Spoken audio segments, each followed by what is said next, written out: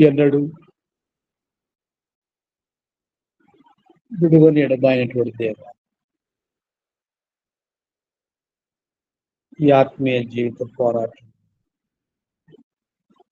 విజయమును అనుగ్రహించినటువంటి